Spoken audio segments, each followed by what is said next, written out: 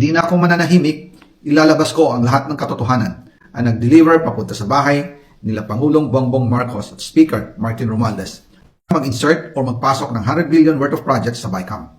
May resibo, may ebidensya at may pangalan. Handa na akong harapin ang lahat. Sana po ay hindi nila ako mapatay bago ko mailabas ang lahat. Ginawa ko lang ang utos sa akin. Pero ngayon, handa na akong harapin ang lahat para sa bawat Pilipino.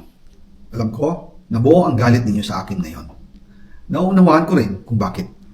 Lalo na at malaki ang halagang nakataya. Pero bago kayo humusga, hayaan ninyong ipaliwanag ko ang buong katotohanan. Matagal akong hindi nagsalita dahil may direktang utos sa akin. Huwag nang bumalik ng Pilipinas at manahimik na lamang. Umalis ako noong July 19, 2025 para sa aking medical check-up. Nakaplanong bumalik pagkatapos ng SONA ni Pangulo. Pero habang papauwi na ako, tinawagan ako ni dating Speaker Martin Romualdez at sinabihan, "Stay out of the country.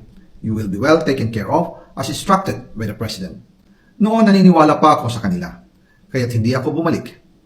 Tumikom ang aking bibig, sumunod ako, pero ang hindi ko alam, ang ibig pala nilang sabihin sa aalagaan ka namin ay gagamitin ako bilang panakipbutas sa kanilang kampanya laban sa korupsyon. Ginawa nila akong poster boy ng kanilang sariling kasinungalingan.